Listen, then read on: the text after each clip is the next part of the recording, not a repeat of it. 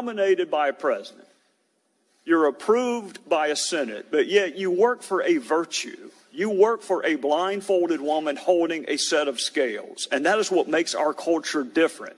How do you restore people's trust, Republicans and Democrats, confidence in a Department of Justice when it seems like different rules apply depending on who's in power? The time of the gentleman has expired. The Attorney General will be permitted to answer. Well, it's a good question and an important question. We intend to do our work according to the established principles of the Department of Justice. We will not be infected by politics or bias. We will make only decisions we believe are right and just, and we're not going to use the department to unlawfully advance a political agenda. We're going to enforce the laws of this country effectively as Congress has passed them, and I am determined that when the years go by, that people will say this Department of Justice did not crumble. It stayed firm and true to the great principles. Many Americans have been wondering why Donald Trump's Justice Department has still not cracked down on Hillary Clinton for her many criminal activities. Now the answer why may have been revealed, as it appears Attorney General Jeff Sessions has been protecting her all along. Over the past few weeks, numerous evidence has surfaced that the Uranium One deal was pushed through during Clinton's time as Secretary of State, despite the fact the Russians had compromised American contractors in the nuclear industry, and an FBI memo informed the Obama administration of bribery, money laundering, and kickback schemes between those involved with the deal. The informant explained that Russia hatched a plan to obtain America's uranium, basically employing every method they possibly could to do so. The Russians were compromising American contractors in the nuclear industry with kickbacks and extortion threats, all of which raised legitimate national security concerns, The Hill reported. And none of that evidence got aired before the Obama administration made those decisions, a person who worked on the case told The Hill, speaking on condition of anonymity for fear of retribution by the United States or Russian officials. This means that the FBI was aware of the Russians' plot to secure American uranium at all costs, yet did absolutely nothing to stop the deal at the time. John Solomon of The Hill revealed that Sessions has been downplaying the new information from the informant in what seems to be an attempt to protect Clinton and her cohorts. Solomon wrote that both Attorney General Jeff Sessions in testimony last week and Deputy Attorney General Rod Rosenstein in a letter to the Senate last month tried to suggest there was no connection between Uranium One and the nuclear bribery case. Their argument was that the criminal charges weren't filed until 2014, while the Committee of Foreign Investment in the United States approval of the Uranium One sale occurred in October 2010. However, this was a blatant lie, and many people in Congress are not happy about what Sessions said. There is zero doubt we had evidence of criminal activity before the United States approval, and that Justice knew about it through the National Security Division, said one source. Attorney General Sessions seemed to say that the bribery, racketeering, and money laundering offenses involving 10X's Vadim Mikoyan occurred after the approval of the Uranium One deal by the Obama administration. But we know that the FBI's confidential informant was actively compiling incriminating evidence as far back as 2009, added Representative Ron DeSantis. It is hard to fathom how such a transaction could have been approved without the existence of the underlying corruption being disclosed. I hope AG Sessions gets briefed about the CI and gives the Uranium One case the scrutiny it deserves, added DeSantis, whose President Trump to release the names of sexual predators in Congress by Gary Mayer for USA Politics Today. It's almost hard to believe that members of Congress had the chutzpah to establish a secret fund paid for by taxpayers to silence the victims of their unwanted sexual demands, but they did, once again proving their complete disregard for the people that pay their salaries. And the amount of money paid to silence their victims over the past decades, 2 decades actually, is staggering. Look at all this. Wow. 4 million over there.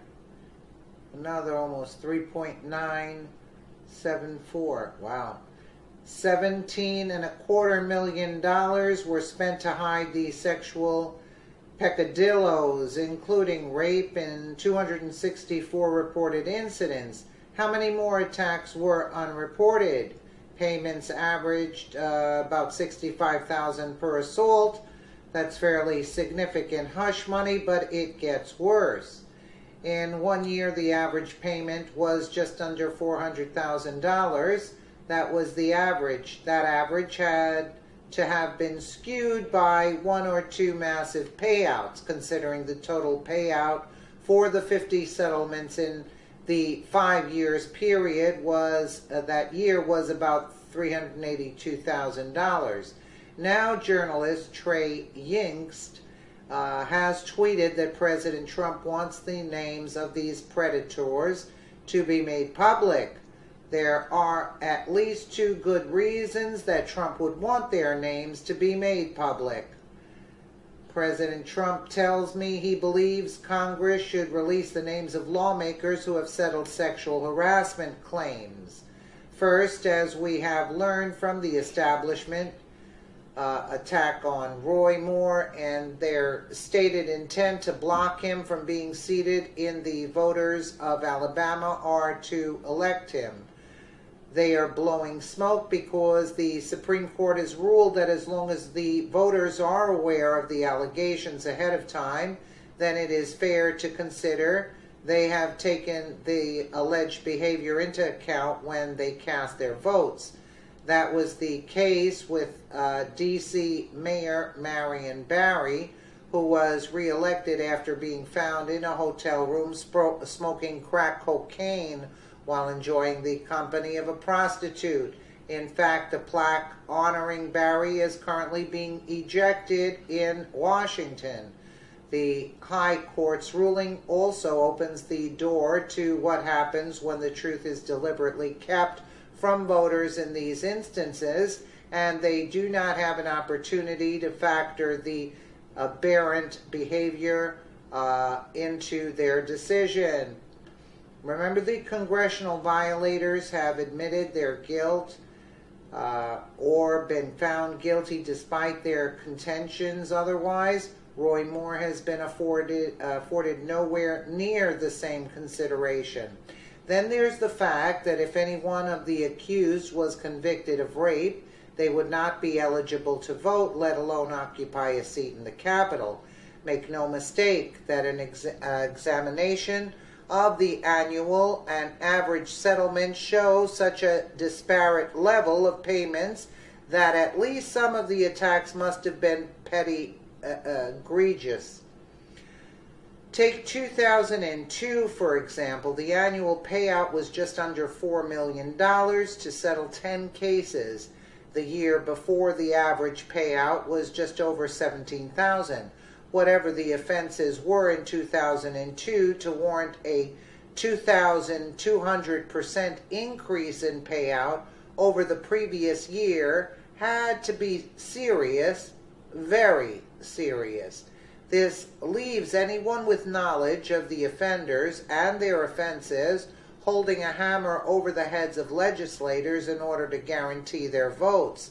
If these names are released, it might explain the votes of politicians that otherwise defy explanation. There must be no place for extortion in our political process, and the Congressional Office of Compliance appears to have been created for precisely that reason. Release the names. We have a right to know what we paid for. Yeah, I noticed a big jump in the numbers there. Wow.